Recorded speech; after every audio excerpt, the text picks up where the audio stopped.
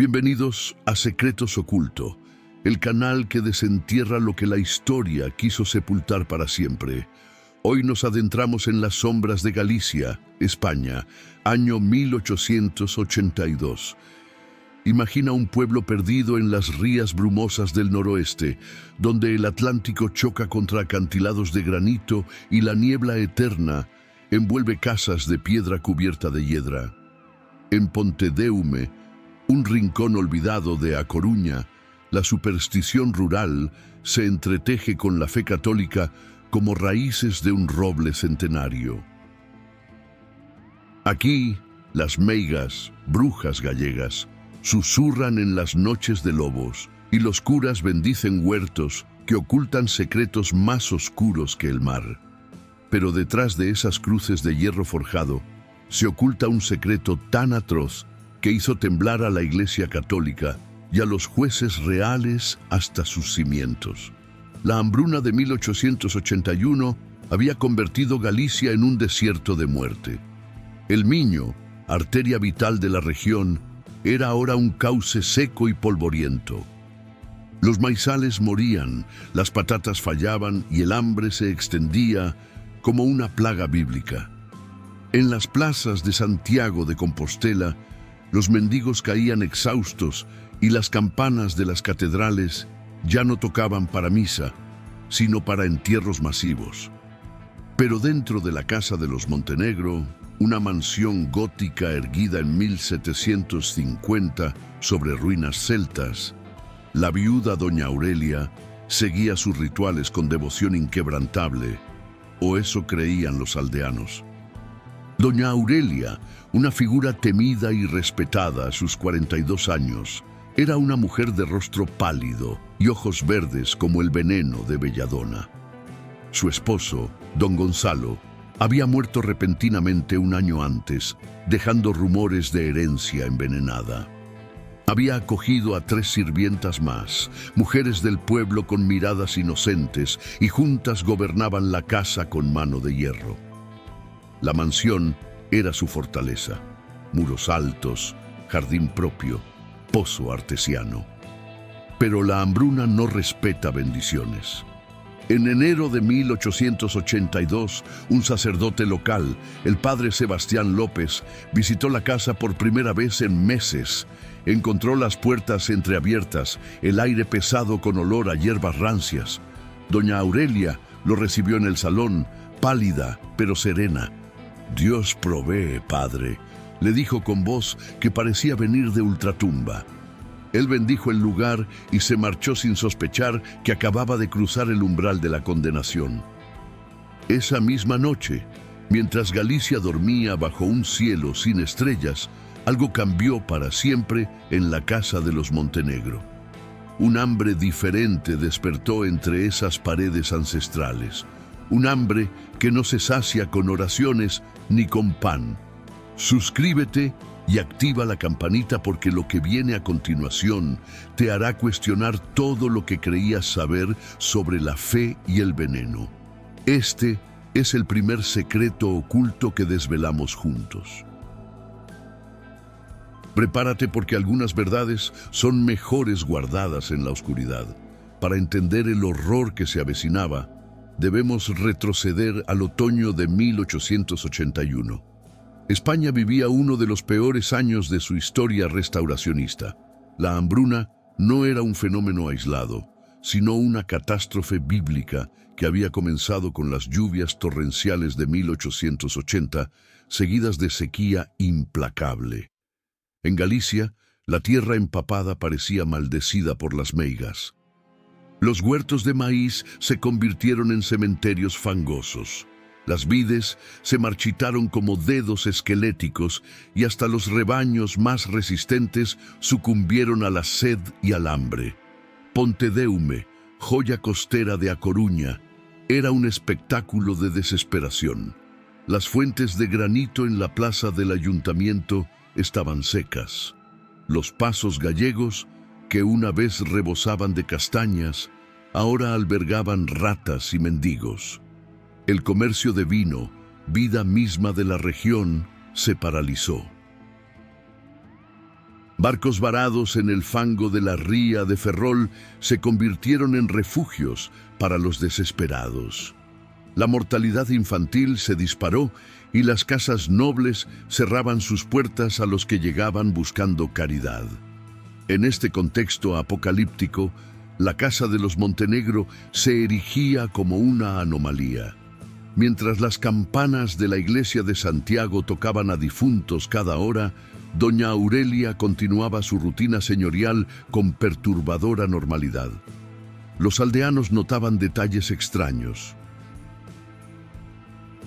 El humo de la chimenea de la cocina nunca cesaba.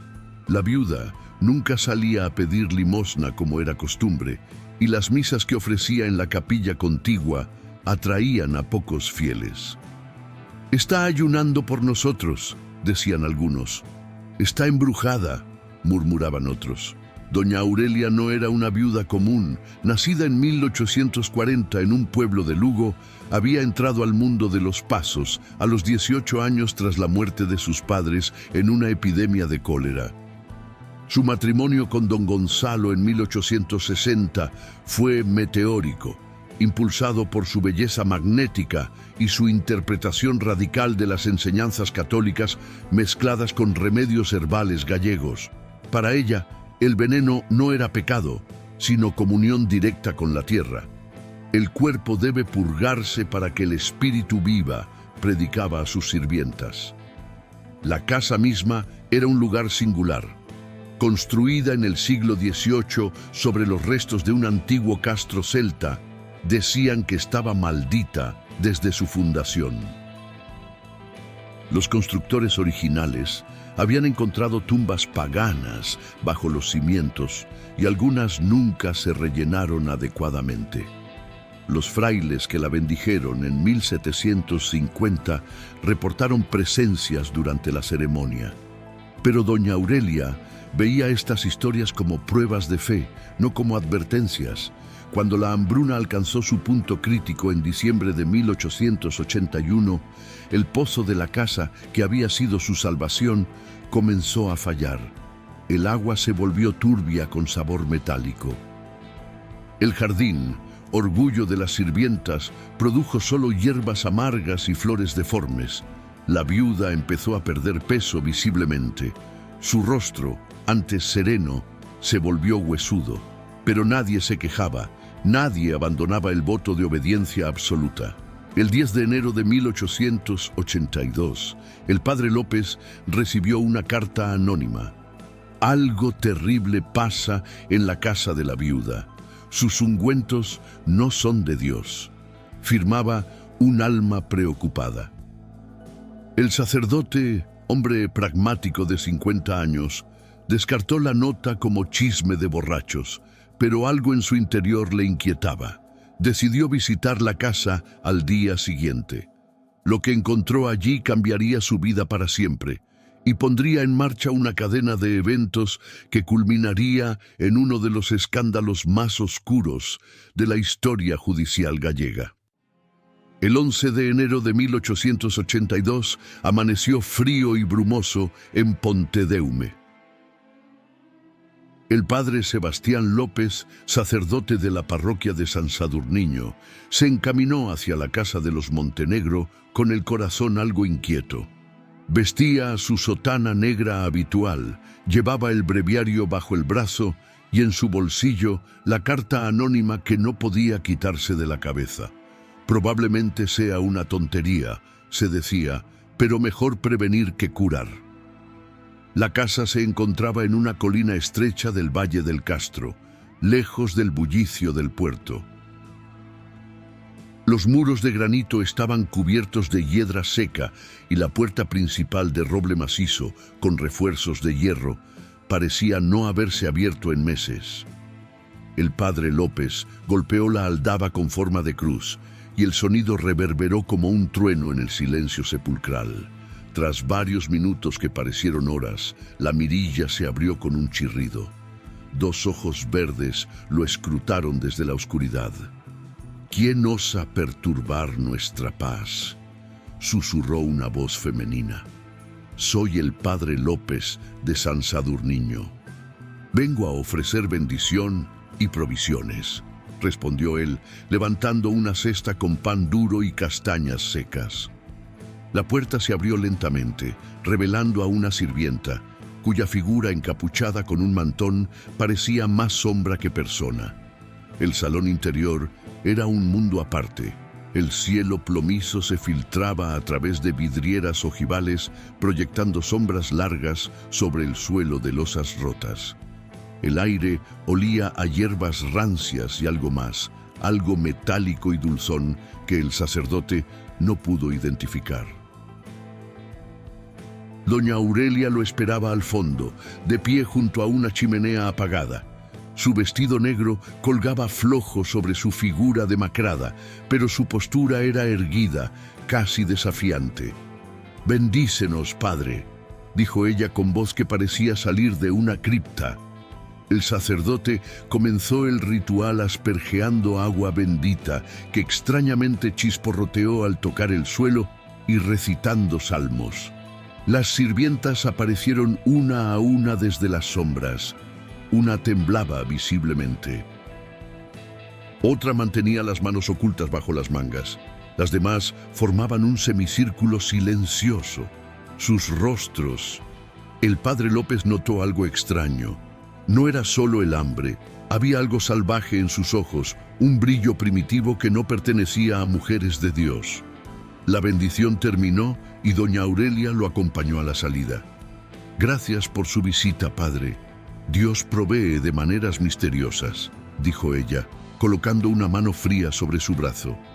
En ese momento, el sacerdote vio algo por el rabillo del ojo. En el jardín contiguo, visible por una ventana empañada, lo que parecían restos de un banquete, flores marchitas o algo más. Cuando cruzó de nuevo la puerta de la casa, el padre López sintió un escalofrío. La carta anónima ya no parecía una tontería. Esa noche, en su modesta rectoría, no pudo dormir. Soñó con ojos verdes observándolo desde la oscuridad, con el olor metálico impregnando su habitación, con voces que decían veneno o muerte. Al día siguiente decidió investigar más. Habló con los aldeanos, con los mendigos que rondaban la colina. Las historias que escuchó lo horrorizaron. Sirvientas desaparecidas cerca de la casa, gatos que nunca regresaban y un olor extraño que salía de las chimeneas después del anochecer. El 15 de enero, el sacerdote volvió a la casa. Esta vez no llevaba cesta de comida, sino una linterna y una determinación de hierro. Golpeó la puerta con más fuerza. Nadie respondió. La mirilla permaneció cerrada, pero desde el interior oyó algo que le heló la sangre. No eran oraciones, no eran salmos, eran risas, risas bajas y guturales que no pertenecían a mujeres santas. El padre López retrocedió haciendo la señal de la cruz. Sabía que acababa de asomarse al abismo. Después de la inquietante visita del padre López, la casa de los Montenegro se sumió en un silencio aún más opresivo. La viuda, consciente de que los ojos del pueblo empezaban a fijarse en ella, redobló sus precauciones. Las puertas se cerraban al atardecer con doble cerrojo. Las ventanas se cubrían con cortinas gruesas y las oraciones nocturnas se recitaban en susurros. Pero el hambre no respetaba votos ni candados. Doña Aurelia, la viuda de 42 años que había entrado a la casa tras casarse en 1860, era la más práctica del grupo. Sus manos, marcadas por años de cultivar hierbas en el jardín, temblaban ahora al preparar las raciones diarias, sopa aguada de ortigas secas y mendrugos de pan rancio. «No durará», murmuraba para sí misma mientras removía el caldero en la cocina principal. El pozo había dado su último sorbo esa mañana y el jardín era ahora un campo de espinas. La viuda adelgazaba a ojos vista. Doña Aurelia había perdido tanto peso que su vestido negro le colgaba como un sudario. La noche del 20 de enero de 1882, la luna llena iluminaba Pontedeume con un resplandor espectral. Un aullido lastimero rompió el silencio de la casa. Era un cuervo herido, un animal negro y famélico que había sobrevivido a la hambruna merodeando corrales. Doña Aurelia lo oyó desde la cocina y sin pensarlo dos veces abrió una rendija en la puerta trasera. El animal entró cojeando, sus ojos amarillos brillando en la oscuridad. «Pobrecito», susurró ella. Pero sus manos actuaron por instinto. Un golpe seco con una piedra del hogar y el aullido cesó. En la penumbra de la cocina, iluminada solo por una vela de sebo, doña Aurelia preparó su ofrenda. Desolló al cuervo con un cuchillo de cocina su hoja manchada de sangre oscura. El olor metálico se mezcló con el humo del fogón y pronto un guiso humeante burbujeaba en el caldero. No era mucho, apenas carne fibrosa y huesos pequeños, pero era algo.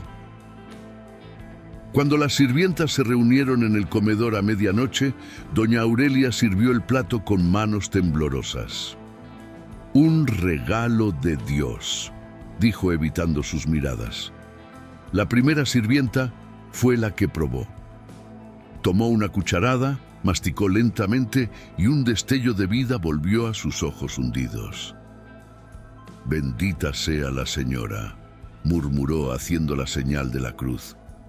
Una a una, las mujeres comieron en silencio, el sonido de las cucharas contra los cuencos como un ritual profano. El alivio fue inmediato. Calor en el estómago, fuerza en las extremidades. Por primera vez en semanas durmieron sin sueños de vacío. Pero el cuervo no fue suficiente. Al día siguiente, doña Aurelia notó que las sirvientas la miraban diferente, no con gratitud, sino con expectativa. «¿Qué más hay?», parecía preguntar el brillo en sus ojos. Esa misma tarde, mientras barría el patio, una sirvienta encontró un gato muerto en el pozo seco. Lo llevó a la cocina sin decir palabra. El segundo festín fue más audaz, el felino asado sazonado con las últimas hierbas del jardín. Las mujeres comieron con avidez y doña Aurelia recitó un salmo improvisado. «La carne del cielo nos sustenta en la prueba». El rumor se extendió por Pontedeume como niebla. Una mendiga del pueblo solía rondar los caminos cercanos a la casa. El 25 de enero llamó a la puerta pidiendo agua. Doña Aurelia la dejó entrar por caridad cristiana. La vieja agradecida se sentó en el zaguán con su bastón. Horas después, cuando las campanas tocaron la medianoche, el bastón quedó solo contra la pared. En la cocina, el guiso de esa noche fue más sustancioso. Las sirvientas comieron en éxtasis, convencidas de que Dios había enviado a la mendiga como sacrificio. Una sirvienta, atormentada por visiones, escribió en su diario esa noche: «Hemos cruzado la línea. La carne humana sabe a sal y pecado, pero el hambre nos llama de nuevo». La casa, antes refugio de fe, se había convertido en cámara de horrores. Y doña Aurelia, desde su habitación, seguía recibiendo advertencias del pueblo. La siguiente decía simplemente: «Ya empezó, deténganla antes de que sea tarde». La viuda sabía que tenía que actuar, pero tendría el valor para enfrentar lo que se ocultaba tras esas puertas ancestrales. El guiso de la mendiga marcó un antes y un después en la casa de los Montenegro. No fue solo alimento, fue un elixir prohibido que despertó algo primitivo en las mujeres. Al amanecer del 26 de enero de 1882, doña Aurelia convocó una reunión extraordinaria en la capilla. Las sirvientas se arrodillaron ante el altar, pero sus ojos ya no miraban al crucifijo con devoción. Brillaban con un hambre insaciable, un fulgor animal que contrastaba con sus pañuelos blancos. La transformación fue sutil al principio. Doña Aurelia notó que sus manos, antes delicadas y obedientes, ahora temblaban con una fuerza nueva. Podía partir leña con un solo golpe y su olfato se agudizó. Olía la sangre de un ratón a metros de distancia. «Es la gracia de Dios», proclamó doña Aurelia durante la reunión, su voz resonando con autoridad profética.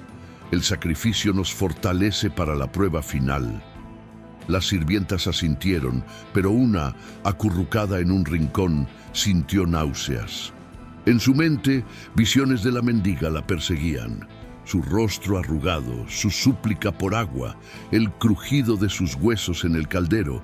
Doña Aurelia, siempre la visionaria, reinterpretó las escrituras para justificar lo inevitable.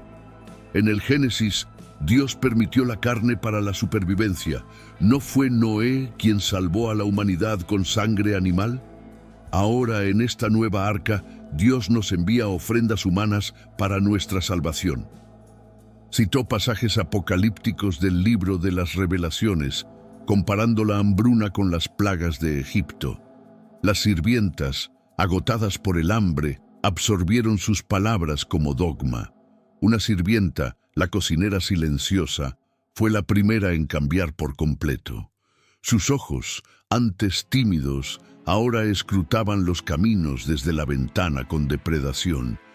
«Vienen más», murmuraba oliendo a los aldeanos famélicos. El segundo sacrificio ocurrió 2 días después, el 28 de enero.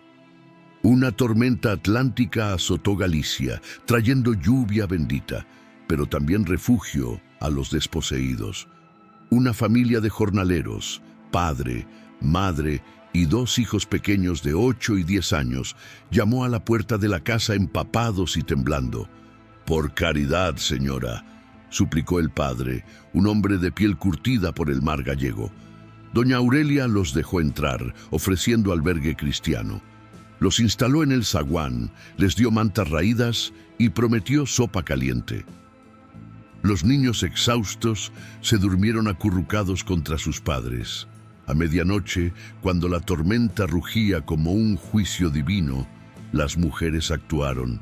Doña Aurelia preparó la cocina principal, cuchillos afilados, calderos llenos de agua del pozo revivido. La cocinera vigilaba la puerta.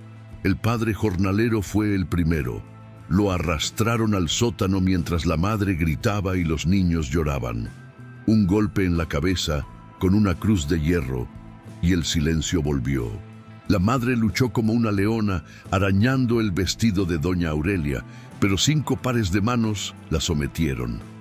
Los niños fueron lo más difícil. La sirvienta atormentada, asignada a cuidarlos, los consoló con mentiras. «Duerman, Dios protege». Pero cuando oyó los golpes, vomitó en un rincón. El festín duró hasta el alba. Carne fresca, tierna por primera vez en meses. Las mujeres comieron en el comedor, iluminadas por velas que proyectaban sombras danzantes en las paredes. Doña Aurelia bendijo la mesa, sangre nueva para espíritus viejos.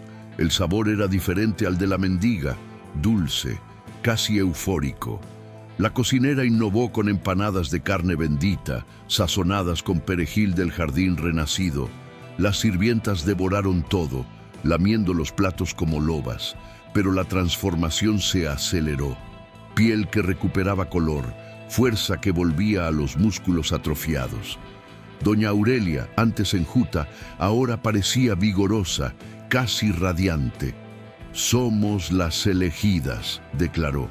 «El hambre nos ha purificado». La sirvienta atormentada, sin embargo, no participó plenamente. Se atragantó con un bocado y corrió al dormitorio, donde escribió frenéticamente en su diario: «No es Dios, es la meiga disfrazada de milagro. Veo sangre en mis manos, oigo llantos en las paredes. Debemos parar antes de que nos consuma a nosotras mismas». Al día siguiente, enterraron los restos en el jardín bajo la lluvia, ando cruces improvisadas como tumbas santas. Pero los aldeanos empezaron a notar. La familia jornalera nunca salió de la casa. Rumores de desapariciones milagrosas circularon por las tabernas de Pontedeume. Mientras tanto, doña Aurelia, atormentada por sueños sangrientos, decidió actuar. El 30 de enero reunió pruebas. Habló con una aldeana que buscaba a su familia perdida. Encontró huellas de sangre seca cerca de la casa. «Esto no puede seguir», se dijo, armándose con un rosario de coral y un cuchillo bendito que guardaba desde la epidemia de cólera. Esa noche, bajo la luna menguante, se acercó al jardín con sigilo. La puerta del invernadero estaba entreerta como una invitación al infierno. Desde el interior oyó cánticos, pero no eran salmos. Eran himnos de gratitud por la carne abundante. La viuda empujó la puerta y lo que vio en el umbral la marcó para siempre.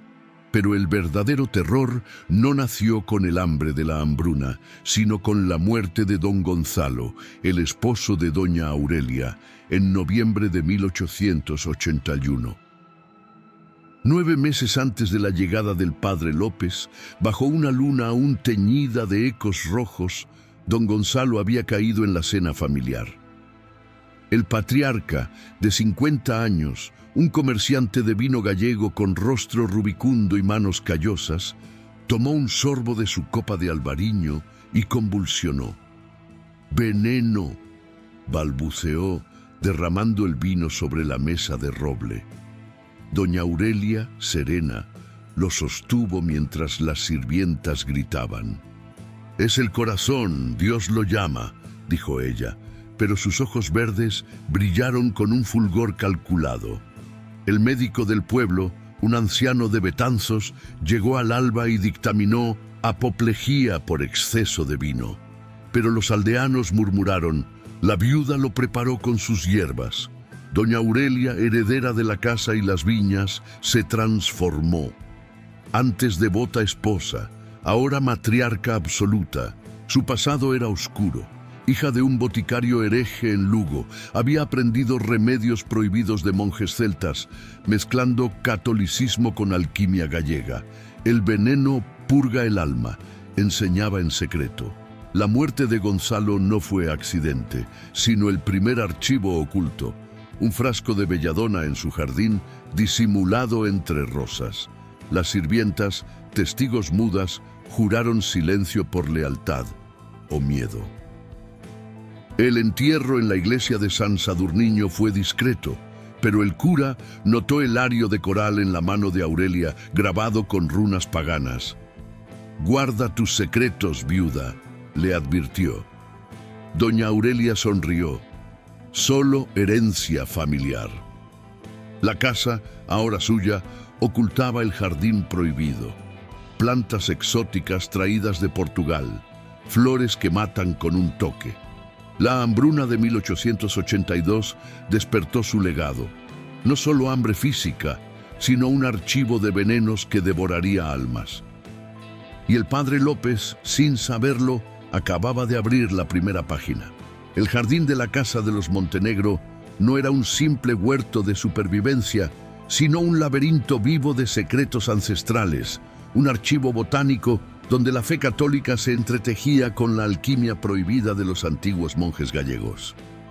Ubicado en la parte trasera de la mansión, rodeado por un muro de granito cubierto de musgo y hiedra espinosa, el jardín ocupaba media hectárea y había sido el orgullo de doña Aurelia desde su llegada en 1860. Pero en el invierno de 1882, bajo la hambruna implacable, se transformó en algo siniestro, un vergel de muerte donde las plantas no solo crecían, sino que susurraban promesas de salvación y condenación. El acceso principal era una puerta de hierro forjado con forma de serpiente enroscada, símbolo pagano que doña Aurelia juraba ser herencia celta. Dentro, senderos de grava serpenteaban entre rosales deformes y setos de laurel tóxico. El centro era el invernadero, una estructura de vidrio empañado traída de Inglaterra en 1870, donde la viuda cultivaba sus remedios divinos.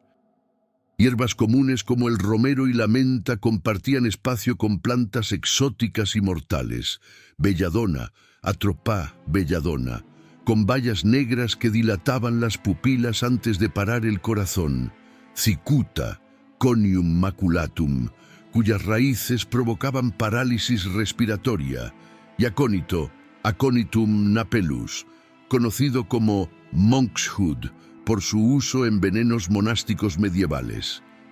Doña Aurelia las llamaba las hijas de la tierra y las regaba con agua del pozo mezclada con oraciones en latín pervertido. Dios creó el veneno para purgar el pecado, predicaba a sus sirvientas mientras cosechaba hojas bajo la luna. Pero los aldeanos de Pontedeume evitaban el jardín como a la peste. Rumores circulaban desde la muerte de don Gonzalo. La viuda planta almas en lugar de flores. Un viejo hortelano, testigo de la construcción, juraba que el suelo estaba maldito, construido sobre un antiguo altar pagano donde las meigas sacrificaban cabras en noches de solsticio. En febrero de 1882, con la hambruna apretando, el jardín se volvió depredador. Las plantas crecían vorazmente, como si bebieran la sangre de la tierra reseca. Las sirvientas, fortalecidas por los festines previos, comenzaron a trabajar allí de noche, iluminadas por linternas de aceite. Doña Aurelia las guiaba. Cosechen la belladona para el ungüento de la fe. Preparaban pociones en morteros de piedra, hojas machacadas con miel y vino de albariño, untadas en la piel para expulsar demonios del hambre. Pero no todas eran inocentes. Una sirvienta, la atormentada, notó que las bayas de belladona desaparecían misteriosamente y en su lugar aparecían frascos sellados con cera roja. «No es medicina, es muerte», escribió en su diario oculto. Las primeras desapariciones alrededor de la casa comenzaron sutilmente, como niebla que se traga el camino. El 5 de febrero, un mendigo errante llamado Mano de Hierro, un marinero tullido de la ría de Ferrol, llamó a la puerta trasera pidiendo refugio. Doña Aurelia lo dejó entrar por caridad cristiana, instalándolo en el cobertizo del jardín. Al amanecer, solo quedó su muleta de madera, manchada de savia negra. Los aldeanos lo buscaron en los caminos, pero encontraron huellas que terminaban en el muro del jardín. «El suelo se lo tragó», murmuraron. 2 días después, una niña de 9 años, hija de un jornalero, se acercó al invernadero atraída por el brillo de las bayas. «Mira las frutas del paraíso», le dijo una sirvienta desde la puerta. La niña entró y nunca salió. Su madre, desesperada, llamó a la viuda. «¿Has visto a mi hija?». Doña Aurelia, serena, respondió: «Dios la ha llamado a su seno». Pero esa noche, en la cocina, un nuevo guiso burbujeaba con un aroma dulzón. Las sirvientas comieron en silencio, notando cómo la carne era más tierna, casi infantil. La cocinera innovó. Infundió el caldo con acónito para fortalecer el espíritu. El efecto fue inmediato. Las mujeres sintieron euforia, visiones de ángeles con alas de hoja, pero también temblores y náuseas en la atormentada. Ella vomitó en el jardín, donde notó tierra removida bajo un rosal, un montículo fresco, como una tumba improvisada. Las desapariciones se aceleraron. El 12 de febrero, un grupo de 3 jornaleros, atraídos por rumores de comida bendita en la casa, se acercaron al jardín. Doña Aurelia los invitó a rezar por la lluvia. Entraron por la puerta de la serpiente y sus voces se perdieron en la niebla. Al día siguiente, solo sus herramientas quedaron esparcidas, asadas y hoces con savia pegajosa. Los aldeanos formaron patrullas, pero el padre López, alertado por una nota anónima, «El jardín come hombres», visitó la casa de nuevo. Doña Aurelia lo recibió en el umbral del jardín, con manos manchadas de tierra. «Padre, Bendiga nuestras plantas, son el maná de Dios. Él asperjó agua bendita, pero las hojas de belladona se marchitaron al toque, como si rechazaran la santidad. El sacerdote retrocedió, notando un olor metálico bajo la hiedra. «Algo muere aquí», murmuró. Esa noche, la sirvienta atormentada huyó al pueblo, confesando a una vecina: «El jardín no crece con agua, crece con sangre». Pero la vecina, asustada, la delató. Al amanecer, la sirvienta fue encontrada muerta en su cama, con labios azulados, envenenada con cicuta de su propio jardín. Doña Aurelia proclamó: «Se quitó la vida por debilidad de fe». El jardín, ahora con 7 almas enterradas bajo sus raíces, floreció profanamente. Rosas rojas como sangre, bayas hinchadas. Los rumores llegaron a Betanzos. La viuda envenena con flores. Pero nadie se atrevía a entrar. El pozo del jardín, sellado desde la muerte de Gonzalo, burbujeaba ocasionalmente, como si bebiera los secretos. Doña Aurelia, en su diario oculto, escribió: «El jardín guarda lo que la iglesia rechaza: veneno para los impuros, salvación para las elegidas». Las desapariciones continuaron. Un cura itinerante el 20 de febrero, atraído por oraciones nocturnas. Su cuerpo nunca hallado, pero su cruz de plata enterrada bajo el laurel. El jardín se volvió autónomo, sus plantas trepando los muros como venas vivas. Las sirvientas, ahora fanáticas, custodiaban la puerta. Nadie entra sin permiso de la señora. El padre López, obsesionado, comenzó a recopilar testimonios. No es hambruna, es herejía botánica. En marzo, con la primavera temprana, el jardín estalló en flor tóxica, atrayendo más víctimas. Una familia de peregrinos de Santiago, 4 almas, llamó a la puerta. Doña Aurelia sonrió. «Vengan, el jardín los acogerá». Sus gritos se perdieron en la niebla y el suelo se removió de nuevo. 11 desapariciones en total, un número bíblico que heló a Pontedeume. El juez de Betanzos, alertado por el obispo, ordenó vigilancia. Pero el jardín, con sus raíces envenenadas, ya había devorado su primera cosecha humana. El padre Sebastián López, sacerdote de 50 años en la parroquia de San Sadurniño, no era hombre de supersticiones fáciles. Nacido en un pueblo de interior de Lugo, había servido en misiones durante la Guerra Carlista de 1870, donde vio horrores que endurecieron su fe. Alto, de rostro anguloso y ojos grises como el granito gallego, López era conocido por su pragmatismo. Bendecía a los enfermos con agua bendita, pero también recomendaba al boticario local para fiebres. Sin embargo, desde su segunda visita a la casa de los Montenegro, el 20 de febrero de 1882, algo lo carcomía. El olor metálico del jardín, las sirvientas con ojos brillantes pero huidizos y el montículo de tierra fresca bajo el rosal, todo apuntaba a un mal que no era solo hambre. «No son meigas, son herejes», murmuró para sí mientras regresaba a su rectoría. Un edificio humilde de piedra junto a la iglesia. Esa noche, bajo la lluvia torrencial que azotaba Pontedeume, López se sentó a su escritorio de roble con una vela de cera y su breviario. Escribió una carta al obispo de Santiago de Compostela. En la casa de la viuda Aurelia, el hambre ha despertado pecados antiguos. Ruego investigación. Pero antes de sellarla, un golpe en la puerta lo interrumpió. Era un niño del pueblo, empapado, con una nota arrugada en la mano. «De una amiga, padre, no diga que fui yo». López la abrió. «Los ungüentos de la viuda no curan, matan. Venga al jardín antes de que sea tarde. Una sirvienta». El sacerdote sintió un escalofrío. Los ungüentos malditos eran rumor en las tabernas. Pociones que doña Aurelia preparaba en el invernadero, untadas en la piel para expulsar el hambre demoníaca.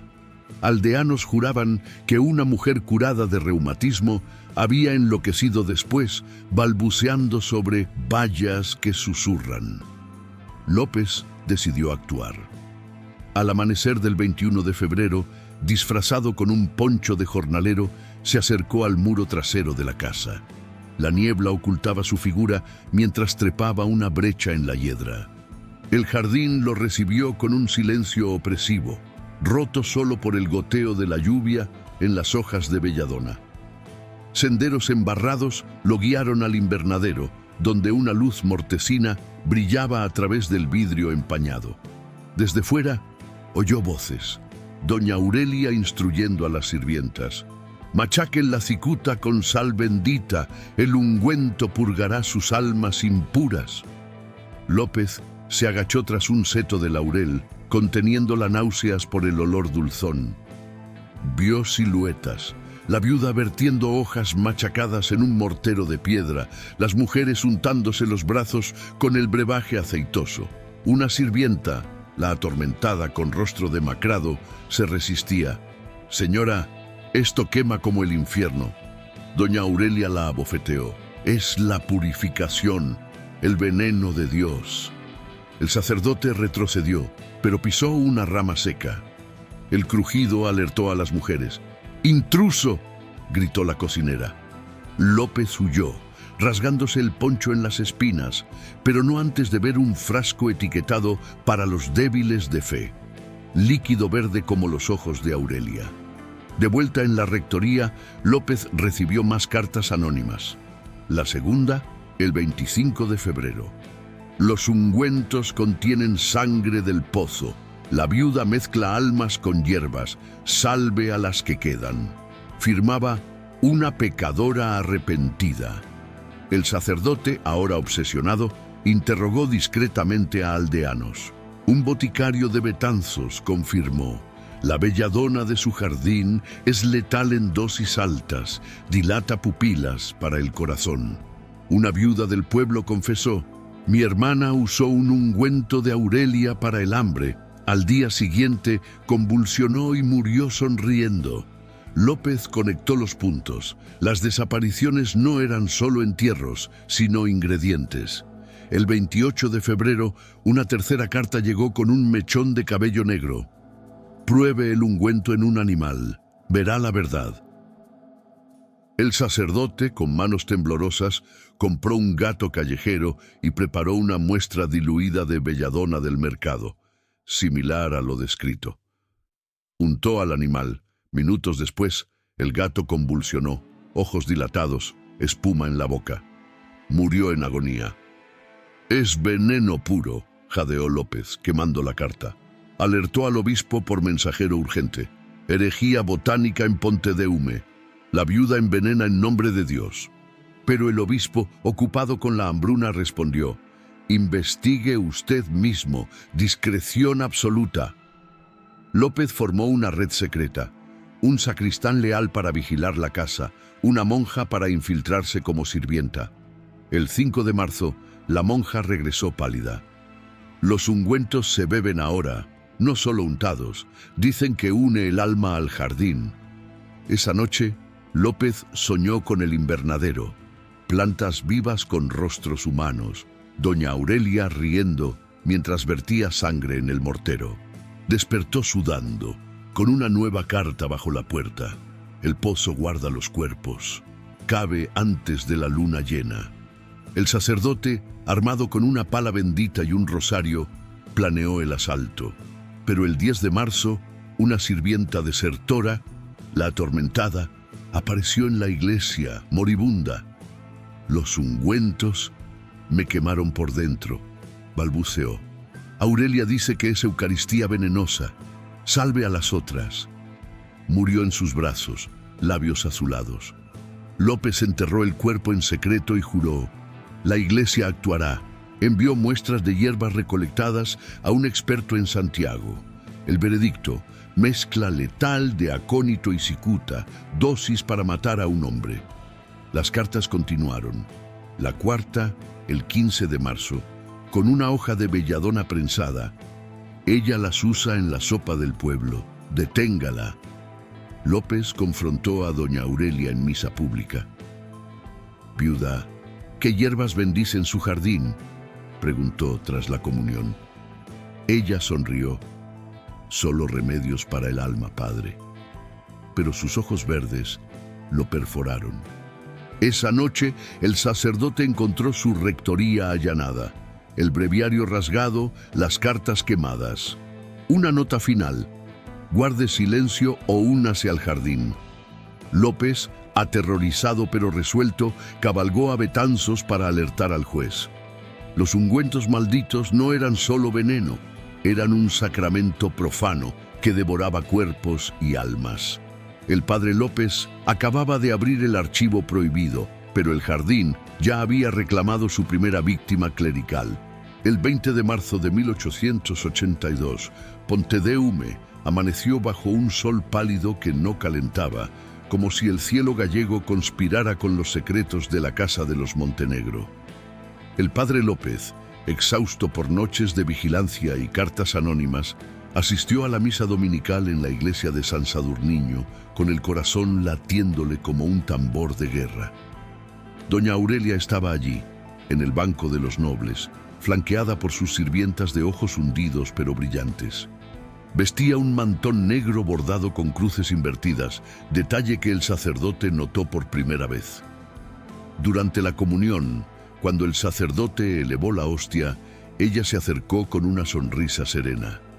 «Bendíceme, Padre, por mis ofrendas al pueblo», susurró, extendiendo una mano pálida manchada de tierra verde. López la bendijo a regañadientes, pero sintió un escalofrío. Su piel olía a belladona fresca. Al salir de la iglesia, un aldeano lo interceptó. «Padre, mi hermano, no despierta». Era el primer envenenamiento documentado, un suceso que rompería el velo de silencio sobre los ungüentos malditos. El hermano en cuestión era Martín Otero, un jornalero de 35 años, viudo y padre de 3 niños, que había trabajado en los campos secos cerca de la casa de la viuda. Martín, desesperado por la hambruna, había aceptado remedios caritativos de doña Aurelia 2 días antes. Ella le había dado un frasco de ungüento aceitoso para untar en el pecho y ahuyentar el hambre demoníaca.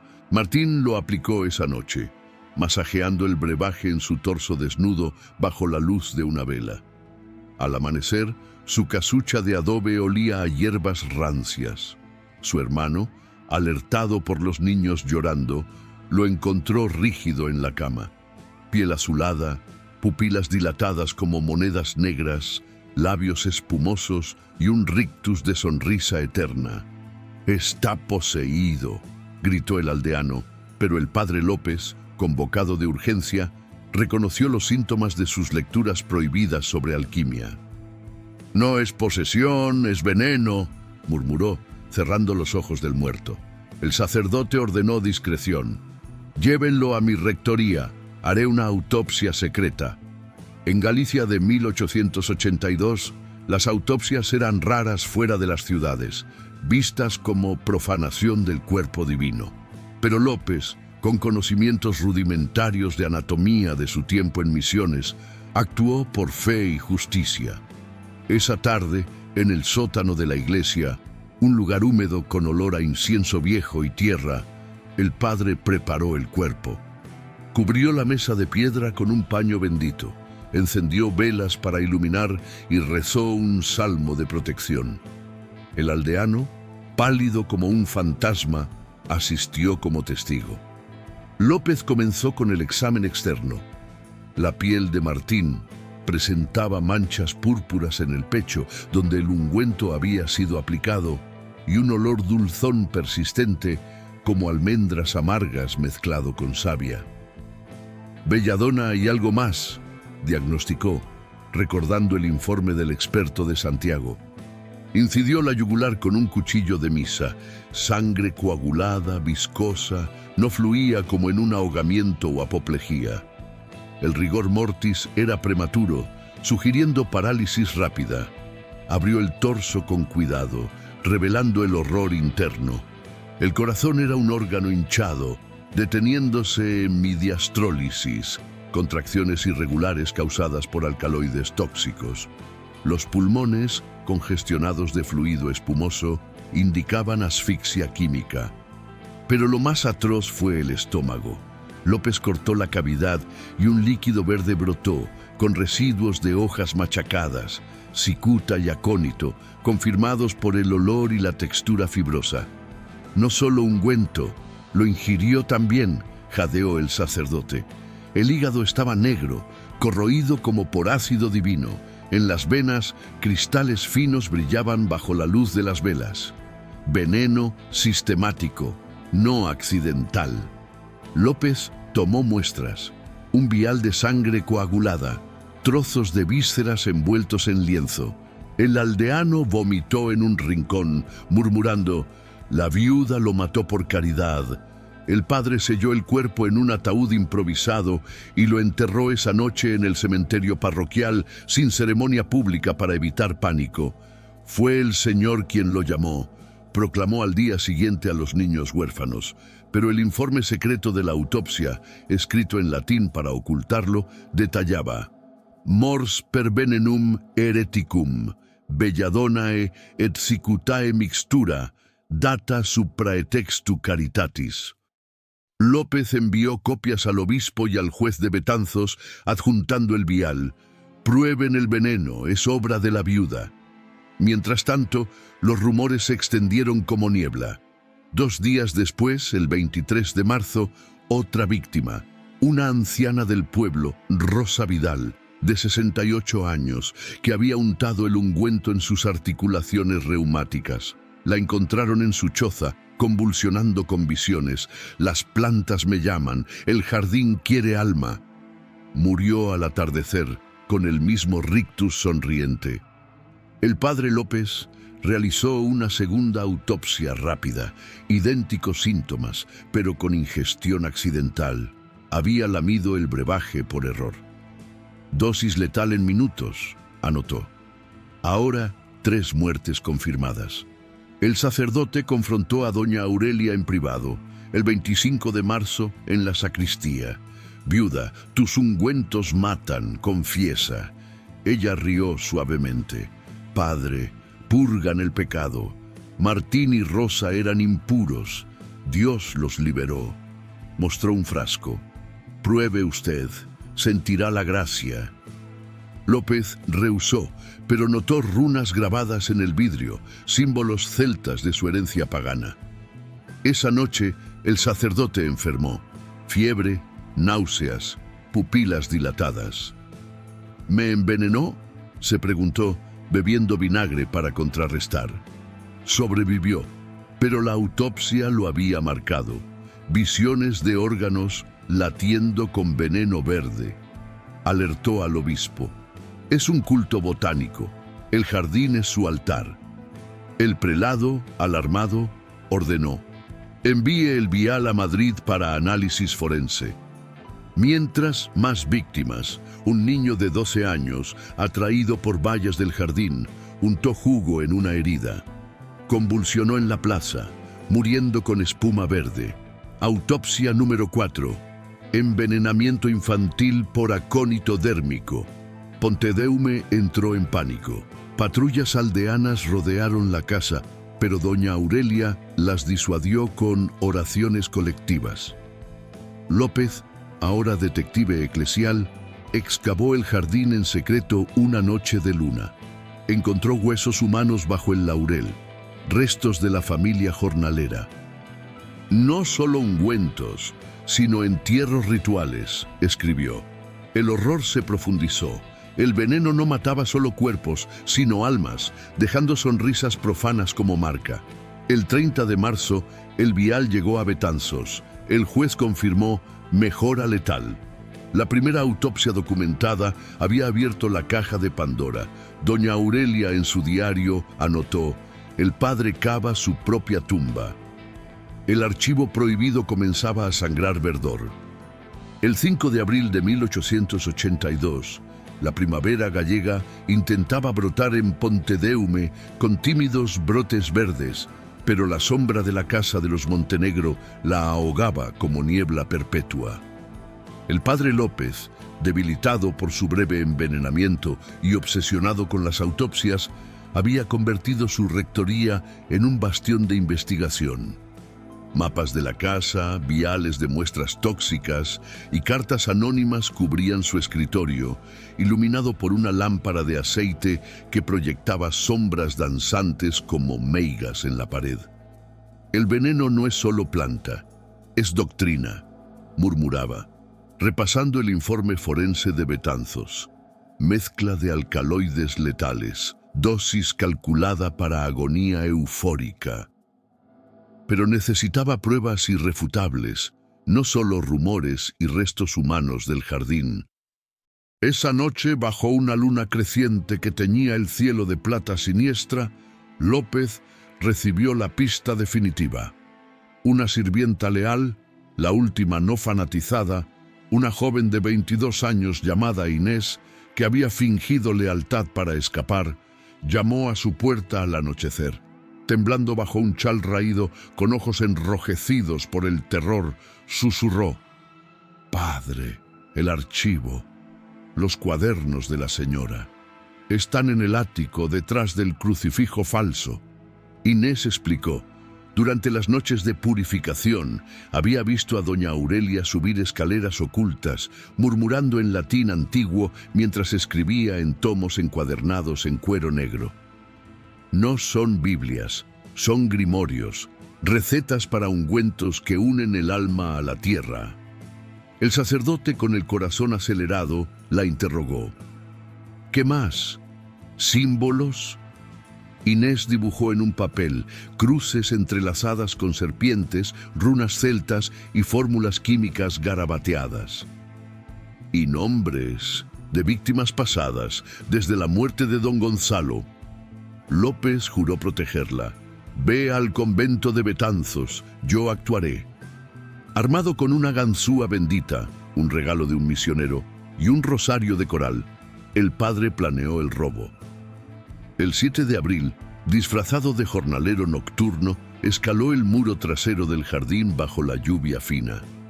El invernadero brillaba con luz mortecina, sirvientas machacando hojas de cicuta, su cántico profano flotando en el aire. López evitó el sendero principal, trepando por la hiedra hasta una ventana del ático, entreabierta por negligencia.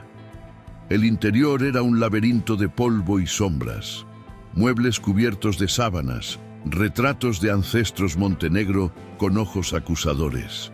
Siguió las instrucciones de Inés, empujó un crucifijo de madera en la pared del fondo, revelando un panel secreto que crujió como un suspiro. Detrás, un nicho oculto. 3 cuadernos encuadernados en cuero de ternero, atados con cordeles de seda roja, y un frasco de cristal con residuo verde. López los tomó con manos temblorosas, sintiendo un frío sobrenatural. «Perdóname, Señor», murmuró, escapando por la ventana mientras oía pasos abajo. De vuelta en la rectoría, bajo llave, abrió el primero. El archivo prohibido de doña Aurelia se reveló en páginas amarillentas, escritas con tinta negra y roja. «Sangre diluida», sospechó. El título, en caligrafía gótica: «El jardín de la purificación, recetas para el alma eterna». El primer cuaderno databa de 1860, año de su matrimonio. Detallaba su herencia. Hija de un boticario hereje en Lugo, Aurelia había aprendido de un monje celta excomulgado, Fray Bernardo, que mezclaba catolicismo con druidismo gallego. «El veneno es el sacramento olvidado. Purga el cuerpo para elevar el espíritu», escribía. Recetas iniciales eran inocentes. Infusiones de romero para fiebres, pero pronto escalaban. Ungüento de belladona para visiones divinas. 10 bayas machacadas, miel de abeja negra, untar en ayuno. Provoca éxtasis, pero en impuros. Muerte sonriente. López palideció al reconocer síntomas de las autopsias. El segundo cuaderno, de 1881, narraba la muerte de don Gonzalo. Mi esposo, codicioso con las viñas, bebió albariño con extracto de acónito. Su corazón latió por última vez en mis brazos. Herencia purgada incluía la fórmula: vino plus raíz de acónito, dosis 5G, turnos parálisis dulce. Dios lo liberó de su avaricia. Recetas alquímicas se volvían rituales. Eucaristía verde, cicuta en hostias, ingerir para unir al jardín. Las almas de los débiles fertilizan las raíces. Diagramas mostraban el jardín como mandala, rosales como tumbas, laurel como velo protector. Nombres de víctimas: la mendiga del 25 de enero, sacrificio inicial; la familia jornalera, ofrenda de sangre nueva. El tercero, el más reciente, era profético. Durante la hambruna, el jardín demanda 77 almas, número de los salmos penitenciales, preparar el pozo para el banquete eterno. Fórmulas avanzadas: poción de fusión, belladona, plus sangre humana, plus orina de loba, de leyendas, untar para poseer la fe de los elegidos. López encontró entradas sobre las sirvientas. Inés, la débil, debe purgarse. El sacerdote, horrorizado, copió páginas clave y escondió los originales en un hueco bajo el altar de la iglesia. Esto es herejía pura, no fe, jadeó, notando símbolos alquímicos: el uroboros, serpiente devorándose, mezclado con cruces. Al amanecer, envió extractos al obispo, archivo descubierto, recetas para asesinato ritual. Pero doña Aurelia ya sabía. Inés fue encontrada muerta esa mañana en el convento, envenenada con su propio chal, labios verdes. Una nota en su mano: el jardín reclama traidores. López, perseguido por visiones de páginas vivas, letras retorciéndose como raíces, confrontó a la viuda en la plaza. Tus cuadernos condenan tu alma. Ella rió. Son mi testamento. Lee el final. El veneno salva a Galicia. El archivo no era solo libro, era mapa de un culto botánico que devoraba cuerpos para purificar la hambruna. El padre quemó una copia en privado, pero las recetas ardían en su mente. Mezcla de 7 hierbas, plus 1 alma, inmortalidad profana. El descubrimiento aceleró el fin. El juez de Betanzos, alertado, ordenó allanamiento. Pero el jardín, nutrido por los cuadernos, ya había florecido en terror. Doña Aurelia, en una entrada final: el archivo se abrirá y el mundo beberá. El descubrimiento de los cuadernos de doña Aurelia no solo reveló recetas mortales, sino un hilo que se remontaba siglos atrás, tejiendo la herejía botánica de la Casa de los Montenegro con los secretos prohibidos de los monjes boticarios gallegos. El padre López, en las noches de abril de 1882, devoraba las páginas copiadas a la luz de su lámpara, conectando los puntos entre el jardín venenoso y un legado eclesial corrompido. No es invención de la viuda, es resurrección de un culto olvidado, anotó en su diario secreto mientras la lluvia azotaba las vidrieras de la rectoría. Los cuadernos citaban directamente a Fray Bernardo de Lugo, un monje dominico del siglo XVII, excomulgado en 1645 por el Tribunal de la Inquisición de Santiago de Compostela. Bernardo, nacido en 1602 en un monasterio remoto de las Rías Baixas, era un erudito en hierbas, discípulo de alquimistas portugueses influenciados por Paracelso. En su tratado perdido, El huerto de la redención, defendía que el veneno es el reverso del bálsamo divino, purga el cuerpo pecador para salvar el alma eterna. Mezclaba teología católica con druidismo celta. Los antiguos gallegos veneraban robles y belladonas como portales al más allá. Fray Bernardo cultivaba jardines monásticos en el monasterio de Oseira, donde experimentaba con pociones, infusiones de acónito para visiones proféticas durante ayunos y cicuta diluida en vino para exorcismos internos. La Inquisición lo acusó de brujería en 1643. Un novicio murió tras beber su Eucaristía verde. convulsionando con pupilas dilatadas y alucinaciones de serpientes sagradas. «No es demonio, es Dios en la hoja», defendió Bernardo en su juicio, mostrando diagramas de plantas como cruces vivas.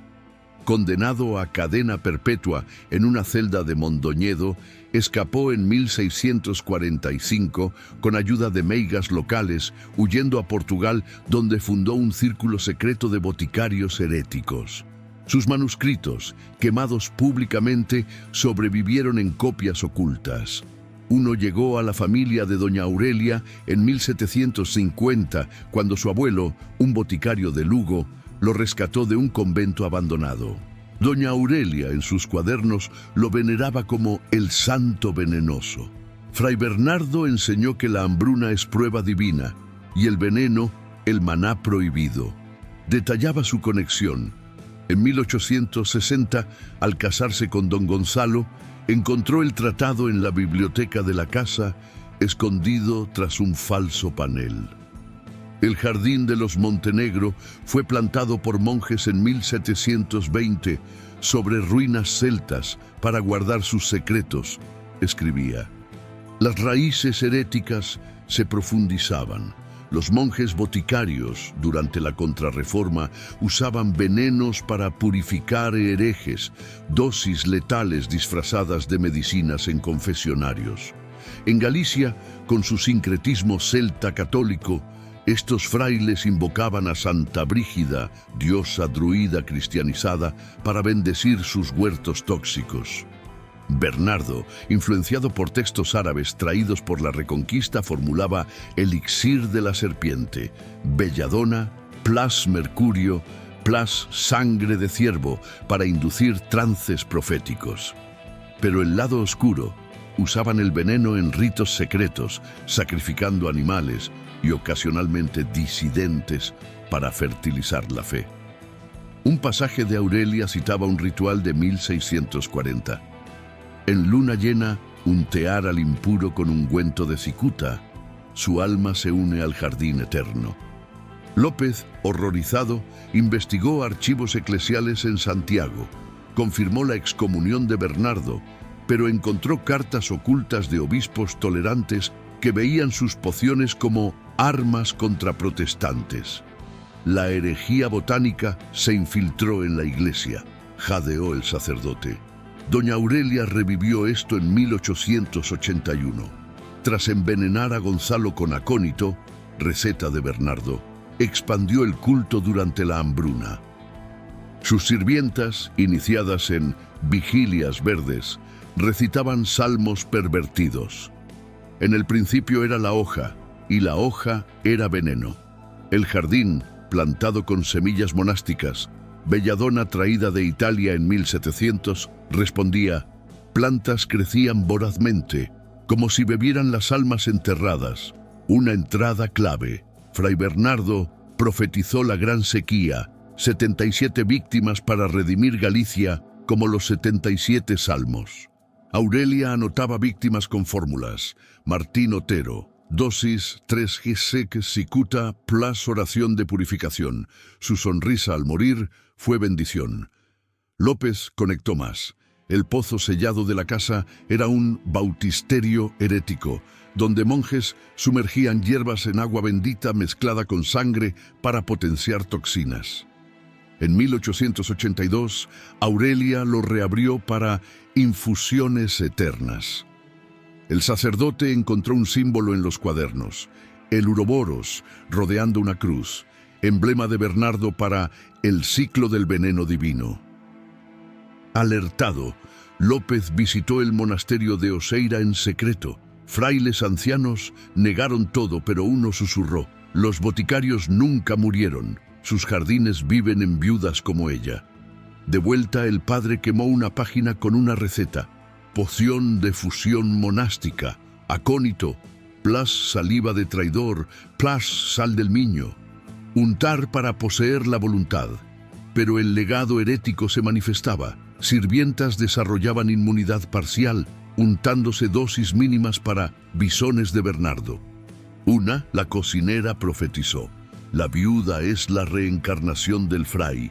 El 15 de abril, López confrontó a Aurelia con el tratado copiado. Tu veneno es herejía del siglo XVII. Ella sonrió. Bernardo me guía. El hambre es su prueba, el jardín su redención. Esa noche, el sacerdote soñó con monjes encapuchados cosechando almas como hierbas. Despertó con una nota: los boticarios regresan en ti. El archivo conectaba pasado y presente. El veneno no era arma, sino fe torcida, arraigada en monjes que veían la muerte como sacramento. Doña Aurelia, heredera, completaba el ciclo. Con 77 almas, Galicia renacerá pura. El juez, ahora involucrado, ordenó excavaciones, pero las raíces heréticas se hundían profundo, alimentando el terror. El 20 de abril de 1882, el juez don Ramiro Vázquez, un letrado de 55 años de Betanzos, cabalgó bajo la lluvia persistente hacia Pontedeume, con una orden real en el bolsillo y el peso de la iglesia en los hombros. Vázquez, un hombre seco como el granito gallego, con bigote canoso y ojos de halcón forjado en juicios carlistas, había recibido el informe del padre López con escepticismo inicial. Venenos y herejías en una viuda hambruna. Pero el vial forense de Madrid, confirmando alcaloides letales en las autopsias y las copias de los cuadernos de Aurelia, lo convencieron. Esto no es crimen común, es un culto, murmuró a su escribano, un joven nervioso llamado Tomás. Acompañados por 4 guardias rurales, armados con mosquetes y palas, y el sacerdote López como testigo eclesial, el grupo llegó a la casa de los Montenegro al mediodía. La mansión se erguía como un mausoleo, con el jardín floreciendo profanamente. Rosas rojas chorreando savia, belladonas hinchadas como ojos acusadores. Doña Aurelia lo recibió en la puerta principal, serena en su vestido negro, flanqueada por sirvientas de rostros impasibles. «Justicia terrenal en mi humilde morada», dijo con ironía invitándolos a pasar. Vázquez, sin preámbulos, proclamó: «Por orden del Tribunal de A Coruña, allanamos esta casa por sospecha de envenenamientos múltiples y herejía». Aurelia palideció levemente, pero sonrió. «Busquen, juez, Dios ilumina la verdad». La investigación comenzó en el salón. Vázquez interrogó a las sirvientas una por una. La cocinera, con manos temblorosas, confesó bajo presión: «Los ungüentos purgan, pero algunos no despiertan». Tomás anotó nombres de víctimas: Martín Otero, Rosa Vidal, la niña del jardín. Al menos 15 confirmados. López presentó los cuadernos copiados, recetas de Fray Bernardo, herejía monástica. Aurelia intervino: «Son remedios ancestrales, no crimen». Pero el juez notó su mirada desviada hacia el jardín. «Inspeccionemos el exterior», ordenó. El grupo salió al laberinto botánico, donde el aire olía a tierra húmeda y muerte dulce.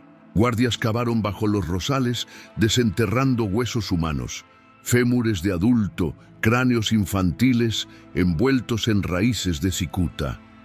«Tumbas profanas», exclamó López, aspergeando agua bendita que siseó en la tierra. Aurelia, desde la puerta, gritó: «Son ofrendas al Señor por la hambruna». Vázquez la arrestó provisionalmente, esposas de hierro en sus muñecas pálidas. Pero el hallazgo mayor aguardaba en el centro del jardín.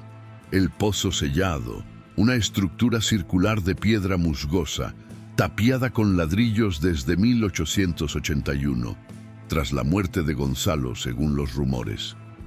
«Ábranlo», mandó el juez. Los guardias atacaron con piquetas, el eco de los golpes reverberando como un requiem. Tras una hora, el último ladrillo cayó, revelando un abismo negro de 3 metros de profundidad. Una baharada fétida surgió, olor a carne putrefacta, hierbas rancias y algo metálico, sangre coagulada. Vázquez encendió una linterna. El fondo era un lodazal de residuos orgánicos. Huesos flotaban en un caldo verdoso, restos de mendigos, jornaleros, incluso un crucifijo roto. El bautisterio herético, jadeó López, reconociendo la descripción de los cuadernos. Guardias bajaron con cuerdas. Encontraron frascos rotos con pociones, mechones de cabello atados con runas y un diario empapado, páginas de Aurelia detallando infusiones de almas. Aquí se mezclaba el veneno con sangre, leyó Vázquez en voz alta. Pozo de la redención, sumergir cuerpos para extraer esencia, 23 almas hasta ahora.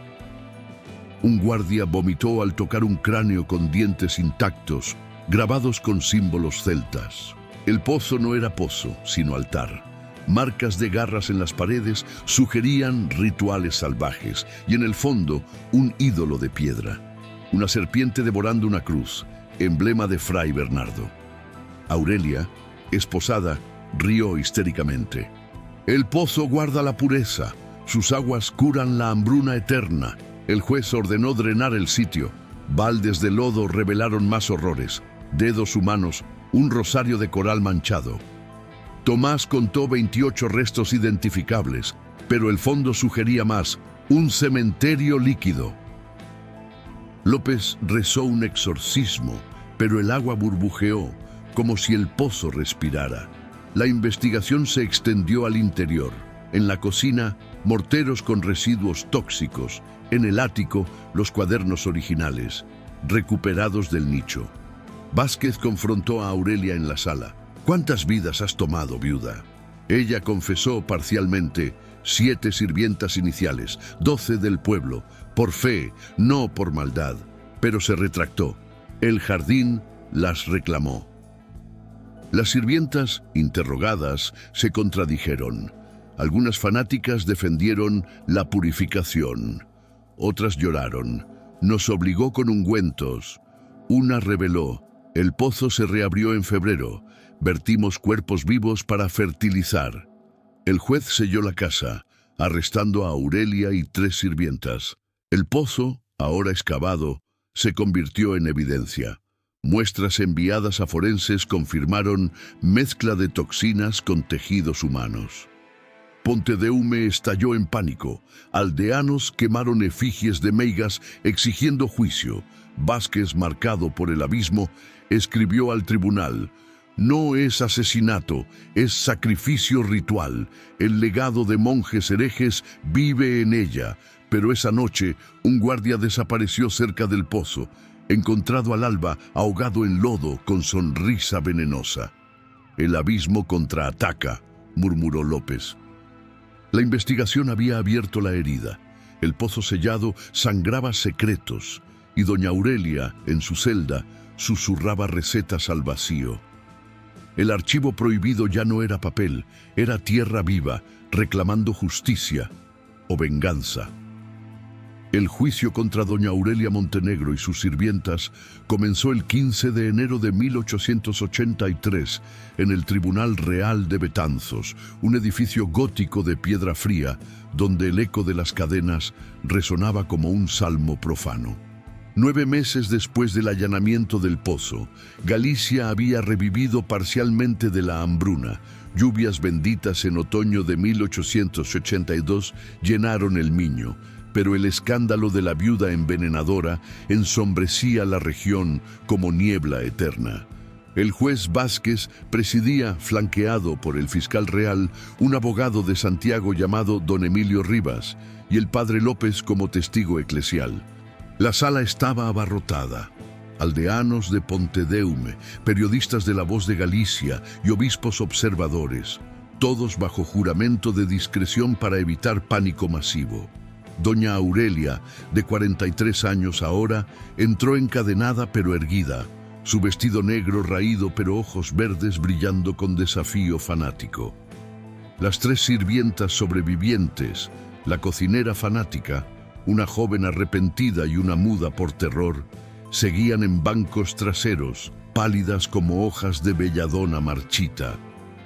Por envenenamientos múltiples, herejía y profanación de cadáveres, proclamó Rivas, presentando evidencia. Los cuadernos de Aurelia, viales del pozo, huesos exhumados del jardín, 28 restos identificados, con nombres como Martín Otero, y la niña del rosal. El fiscal detalló: no crimen pasional, sino culto botánico. 35 víctimas estimadas, sacrificadas para purificar la hambruna. Aurelia, al ser interrogada, confesó con serenidad escalofriante: sí, preparé ungüentos. Sí, el pozo recibió ofrendas, pero por fe, no por maldad. Fray Bernardo me guió. El veneno es Eucaristía para almas impuras. Citó sus cuadernos. La hambruna era plaga divina. Mis plantas, el remedio. Rivas la presionó: ¿mataste a don Gonzalo? Ella sonrió: lo liberé de su codicia con acónito en el vino. Su herencia salvó la casa. La sala jadeó. Un obispo se santiguó. Pero la confesión se volvió silencio profético. El jardín guarda más que yo. Sus raíces beben eternamente. Las sirvientas testificaron divididas. La cocinera, fanática, defendió: la señora nos salvó. Comimos carne bendita del pozo. El hambre huyó. Describió rituales. Vertíamos cuerpos vivos en el abismo, recitando salmos verdes. Sus almas fertilizaban las vallas. La joven arrepentida, Inés la desertora, no, una similar, lloró: me obligó. Unté el ungüento en Martín. Vi su sonrisa al morir. Era demonio disfrazado de Dios. La muda solo señaló el jardín, dibujando cruces tóxicas. El padre López testificó: descubrí los cuadernos, herejía monástica revivida. El pozo es altar pagano, no pozo. Presentó copias, recetas como Eucaristía de cicuta, para unir al devoto con la tierra. Vázquez interrogó sobre el jardín como tumba. Forenses confirmaron raíces entrelazadas con huesos, toxinas en el suelo. El huerto devoraba cuerpos para crecer. Un experto botánico de Madrid declaró: belladona y acónito en dosis rituales. El pozo potenciaba alcaloides con descomposición humana. Aurelia interrumpió: el jardín no es tumba, es catedral. Enterré 35 almas para redimir Galicia, como los 35 mártires de la Inquisición. El juicio se tensó con drama. Rivas presentó autopsias. Detalles gráficos de pupilas dilatadas, espuma verde, sonrisas profanas. «¡Sadismo químico!», exclamó. Aldeanos gritaron: «¡Meiga! ¡Quemen el jardín!». Aurelia, en defensa, recitó: en el Génesis, Dios permitió carne en la prueba. Yo solo aceleré la purificación. Pero el silencio cayó cuando mostró un rosario de coral del pozo. Pruébenlo, juez, siente la gracia. Vázquez rehusó, ordenando su confiscación. Las sirvientas cearon. La cocinera confesó 12 entierros personales para el banquete eterno. La arrepentida reveló un ritual final. En marzo, sumergimos un cura vivo. Su cruz flota aún. El obispo intervino: herejía contra la iglesia. Excomunión inminente. El 20 de enero, veredicto: Aurelia culpable de 28 asesinatos en primer grado, herejía y profanación. Sentencia: cadena perpetua en la cárcel de A Coruña, sin apelación. Sirvientas: 15 años cada una, con exorcismos obligatorios. El jardín será quemado, decretó Vázquez. Pero Aurelia rió en la sala: quemen lo que quieran, las raíces viajan bajo tierra. Esa noche, tras el juicio, aldeanos asaltaron la casa. Antorchas en el jardín, llamas devorando belladonas y laureles. El pozo ardió como un infierno verde, humo tóxico ahogando a 2 atacantes, muertos con sonrisas venenosas. Restos carbonizados revelaron más huesos, 42 en total, superando la confesión. Aurelia, en su celda, susurró a un guardia: el silencio del jardín es mi victoria. El proceso no cerró heridas. El fiscal Rivas enfermó días después, náuseas crónicas. Eco del heno, murmuró. López quemó los cuadernos restantes, pero páginas sobrevivieron en archivos vaticanos. El jardín, ahora cenizas, se convirtió en tumba colectiva. Cruces plantadas en el cráter, pero raíces tóxicas brotaron en primavera como maldición. Pontedeume juró olvido, pero el juicio de 1883 quedó como el silencio de la viuda, confesión parcial, verdades enterradas.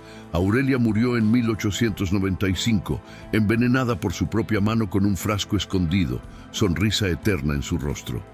El archivo judicial, sellado, susurraba: el veneno no muere, se siembra.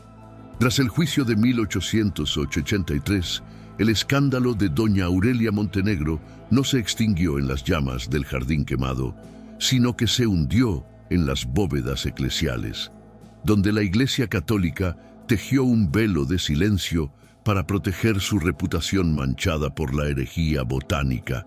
El obispo de Santiago de Compostela, Monseñor Diego Fernández, un prelado de 68 años con rostro surcado por años de hambrunas y herejías, intervino directamente el 25 de enero de 1883, días después del veredicto.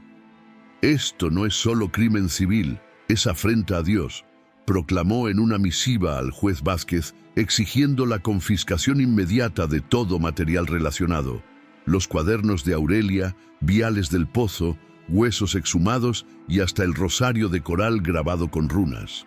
El juez, pragmático pero devoto, cedió. La Iglesia juzgará el alma, el Estado, el cuerpo.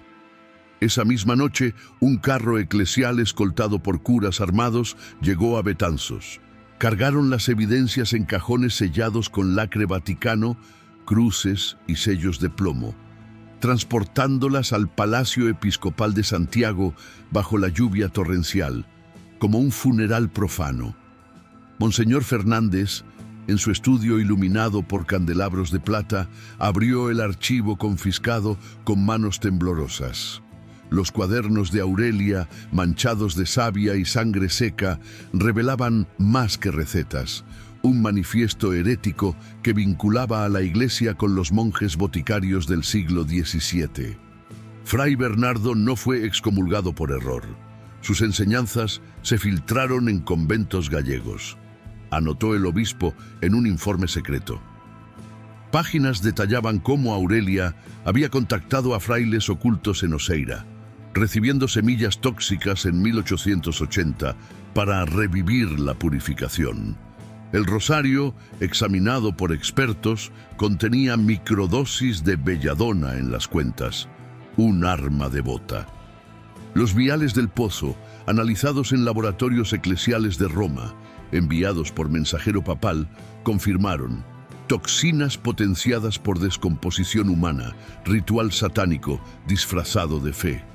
Fernández, horrorizado, ordenó un concilio secreto en febrero de 1883. Obispos gallegos y un inquisidor vaticano debatieron.